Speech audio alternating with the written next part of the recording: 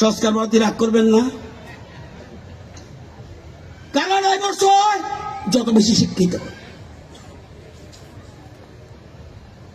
আমার উড়াবাড়ির গ্রামের মানুষ কি ডাইভোর্স করে? আমি জানি না কে ভেবে কি নেবেন। এমএ পাস করছে, বিএ পাস করছে, আইএস, আইপিএস, সবাই না। ডাইভোর্স বেশি শিক্ষিতদের মধ্যে। আমি বলছি, দেখলাম যায় ওই যে বলছি আমি ডেইলি শিখি, একটা বাচ্চা ছেলে থেকে শিখি। বলছে তারা শিক্ষিত কিন্তু সুশিক্ষিত না। মোস্ট ইম্পর্টেন্ট, তারা সুশিক্ষিত না। আজকে কারা মা বাবাকে ভাত দেয় না? বেশিরভাগ শিক্ষিতরা। রাগ করেন না, যারা ডিগ্রি আছে রাগ করেন না। তাহলে এই জিনিসগুলি অত্যন্ত গুরুত্বপূর্ণ। আজকে প্রধানমন্ত্রী বলছে তুমি আধুনিক হও, শিকড়টা ঠিক রাখো। সংস্কৃতি, ভারতীয় সংস্কৃতি, সবাইকে নিয়ে চলা, সবাইকে নিয়ে চলা, মা বাবাকে নিয়ে চলা, 2-3 ভাই বোন একসাথে চলা, সোসাইটি, সমাজ।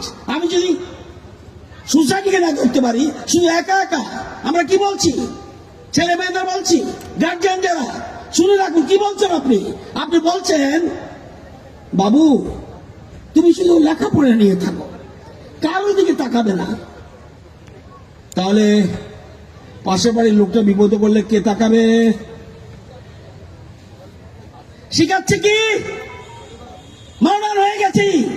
তুমি শুধু নিজেকে নিয়ে থাকো, কারোর দিকে তাকাবে না, ডানে বায়ে যাবে না, স্কুলে যাবে আর আসবে। এই যে বলছেন, রাগ করবেন না। যা শিখাচ্ছেন সেই বড় হয়ে আপনাকে বৃদ্ধাশ্রমে পাঠাবে, আপনাকে বৃদ্ধাশ্রমে পাঠাবে বলে রাখলাম। গুরুত্বপূর্ণ বিষয়, আজকে সেই জিনিসগুলি ভাবতে হবে। এই যে জিনিস, এটা গুরুত্বপূর্ণ। আজকে আমাদের সংস্কৃতিকে টিকে রাখার জন্য, আজকে আপনারা জানেন আমাদের লোকসঙ্গীত, আমাদের বাউল, আমাদের কীর্তন, এসব কিছুর জন্ম কোথা থেকে হয়েছে? কৃষি সমাজ থেকে হয়েছে। এই গানগুলোর মধ্যে আছে গ্রামের জীবন, প্রকৃতির ভাষা, মানবিক দর্শন, নৈতিক শিক্ষা। এই গান মানুষকে শেখায় ভালো মানুষ হতে, এই রূপ সংবরণ করতে, প্রকৃতির সঙ্গে মিলেমিশে বাঁচতে।